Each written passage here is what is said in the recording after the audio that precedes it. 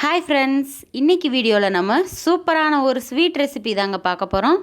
இந்த ஸ்வீட் செய்கிறதுக்கு வெறும் மூணு பொருள் இருந்தால் போதுங்க. சட்டுன்னு 10 நிமிஷத்தில் நம்ம ரெடி பண்ணிடலாம்.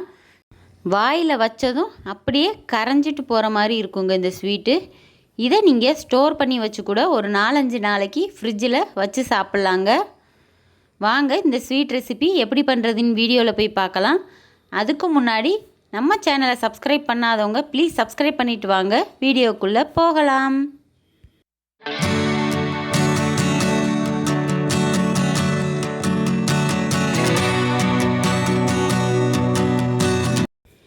இந்த ஸ்வீட் ரெசிபி தேங்காய் திரட்டுப்பால் தாங்க. இது எப்படி செய்கிறதுன்னு பார்க்கலாம். இதுக்கு நான் ஒரு அரை மூடி தேங்காயை யூஸ் பண்ண போகிறேன். இதை நம்ம துருவி எடுத்துக்கலாம். இந்த பக்கம் ஸ்டவ்வில் ஒரு பேனை வச்சு 4 டேபிள் ஸ்பூன் அளவுக்கு பாசிப்பருப்பு சேர்த்துக்கலாங்க. இந்த டிஷ்ஷுக்கு தேங்காய், பாசிப்பருப்பு, வெல்லம் இருந்தால் போதும். சட்டுன்னு 10 நிமிஷத்தில் தயார் பண்ணிடலாம். இப்போ இந்த 4 டேபிள் ஸ்பூன் அளவு பாசிப்பருப்பை லோ ஃப்ளேமில் வச்சு நல்லா வறுத்துக்கலாங்க. பாசிப்பருப்பு கருகிராமல் வறுக்கணும், ஆனால் கலர் நல்லா சேஞ்ச் ஆகிருக்கணுங்க. அந்த ஸ்டேஜ் வர்ற வரையும் நம்ம மிதமான சூட்டில் வச்சு வறுத்துக்கலாம். பாருங்கள், இந்த மாதிரி வந்தால் போதும். இதை நம்ம இப்போ வேறு ஒரு தட்டில் மாற்றிக்கலாங்க. இது நல்லா ஆறவும் இது கூடவே 2 ஏலக்காயை சேர்த்து மிக்ஸி ஜாரில் பவுட்ரு பண்ணிட்டு வந்துடலாம். பாருங்கள், இப்போ நல்லா பவுட்ரு பண்ணியாச்சு. மேக்ஸிமம் எவ்வளோ பவுட்ரு பண்ண முடியுமோ அந்த அளவுக்கு பவுட்ரு பண்ணிக்கலாங்க. இப்போது இந்த பவுடரை நம்ம பெரிய மிக்ஸி ஜாருக்கு சேர்த்துக்கலாங்க. தேங்காயோடு சேர்த்து அரைக்கும்போது பாசிப்பருப்பு சரியாக அரைப்படாது. அதனால தான் அதை முதல்ல தனியாக பவுட்ரு பண்ணி வச்சுக்கலாம். இப்போ பாருங்கள், 1 கப் அளவு தேங்காயை துருவி வச்சுருக்கேன். அதையும் இதோட சேர்த்து ஒரு சுற்றிக்கலாங்க. முதல்ல தண்ணி ஊற்றாமல் ஒரு தடவை அரைச்சிக்கலாம் இந்த மாதிரி. இப்போது இதை தண்ணி விட்டு அரைச்சிட்டு வந்துடலாங்க. கொஞ்சமாக தண்ணி சேர்த்தா போதும். பாருங்கள், இந்த மாதிரி கொஞ்சம் நல்லா திக் பேஸ்ட்டாக அரைச்சி வச்சுக்கோங்க. இப்போ இந்த ஸ்வீட் செய்கிறதுக்கு ஒரு நான்ஸ்டிக் பேன் எடுத்து வச்சுருக்கேங்க. நீங்கள் அடிகனமான பாத்திரம் இருந்தால் யூஸ் பண்ணிக்கலாம். அதில் நான் ஒரு 2 டேபிள் ஸ்பூன் அளவு நெய் விட்டுருக்கேன். இதில் தேவையான அளவு முந்திரி பருப்பை இப்போ நம்ம பொன்னிறமாக வறுத்து எடுத்துக்கலாம். முந்திரி பருப்பு ஆப்ஷனல் தாங்க. குழந்தைங்களுக்கு கொடுக்கும்போது இந்த மாதிரி முந்திரி பருப்பு சேர்த்து கொடுத்தா விரும்பி சாப்பிடுவாங்க. இந்த முந்திரி பருப்பை இப்போ வேறு ஒரு பிளேட்டுக்கு மாற்றிக்கலாம்.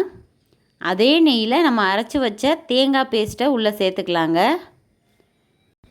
1 கப் தேங்காய்க்கு 3/4 கப் அளவு இப்போ நான் நாட்டு சர்க்கரை எடுத்திருக்கேங்க. அதை சேர்த்துக்க போகிறேன். நீங்கள் வெல்லமாக இருந்தால் அதை லைட்டாக தண்ணி விட்டு கரைச்சி வடிகட்டி இதோட சேர்த்துக்கலாம்.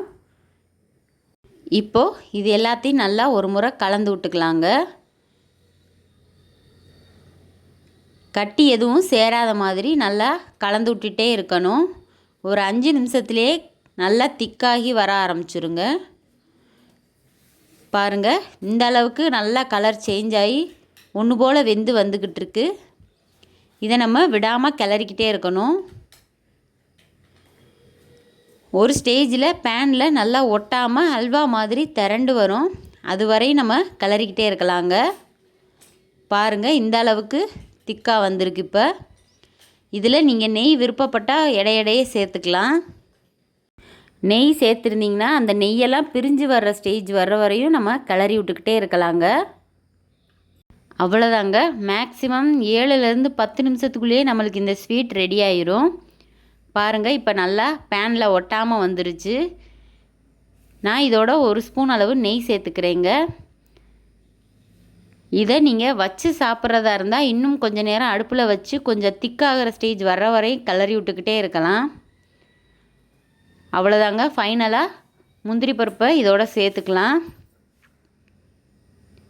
இந்த ஸ்வீட்டை நீங்கள் 2-3 நாளைக்கு கூட வெளியே வச்சு சாப்பிட்லாம். ஃப்ரிட்ஜில் வச்சு சாப்பிட்றதா இருந்தால் 4-5 நாளைக்கு கூட வச்சு சாப்பிட்லாங்க. அவ்வளோதாங்க. சூப்பராக கையில் ஒட்டாமல் இந்த ஸ்வீட் ரெடி ஆயிடுச்சு. ஆரவும் பார்த்திங்கன்னா இன்னும் கொஞ்சம் நல்லா திக்காகி வந்திருக்கும். அவ்வளோதாங்க, நம்மளுக்கு சூப்பரான தேங்காய் திரட்டுப்பால் ரெடி ஆயிடுச்சு. இந்த ஸ்வீட் சாப்பிட்றதுக்கு ரொம்பவே சூப்பராக இருக்குங்க. ட்ரெடிஷ்னல் முறைப்படி செஞ்சுருக்கோம். வாயில் வச்சதும் அப்படியே கரைஞ்சி போகிற மாதிரி இருக்கும். ஸ்வீட் சாப்பிடணும் போல் இருந்தால் டக்குன்னு 10 நிமிஷத்தில் இந்த ஸ்வீட் செஞ்சு சாப்பிட்லாங்க. வீட்டுக்கு யாராவது கெஸ்ட் வராங்கன்னா கேசரி செஞ்சு கொடுக்குறதுக்கு பதிலாக இந்த மாதிரி டிஃப்ரெண்ட்டாக செஞ்சு கொடுத்திங்கன்னா ரொம்பவே நல்லாயிருக்கும். இதோட டேஸ்ட்டும் கண்டிப்பாக எல்லாருக்கும் பிடிக்குங்க. கண்டிப்பாக நீங்கள் இதை ட்ரை பண்ணி பாருங்கள். இந்த மாதிரி நீங்கள் உருண்டைகளாக உருட்டி டப்பாவில் ஸ்டோர் பண்ணி வச்சுக்கலாங்க. ஃப்ரிட்ஜில் வச்சு குழந்தைங்களுக்கு ஸ்நாக்ஸாகவும் கொடுத்து விடலாம். இந்த வீடியோ உங்களுக்கு ரொம்பவே பிடிச்சிருக்குன்னு நினைக்கிறேன். இந்த வீடியோ பிடிச்சிருந்தா நம்ம சேனலை லைக் பண்ணுங்கள், ஷேர் பண்ணுங்கள், கமெண்ட் பண்ணுங்கள், மறக்காமல் சப்ஸ்கிரைப் பண்ணுங்கள். தேங்க்யூ.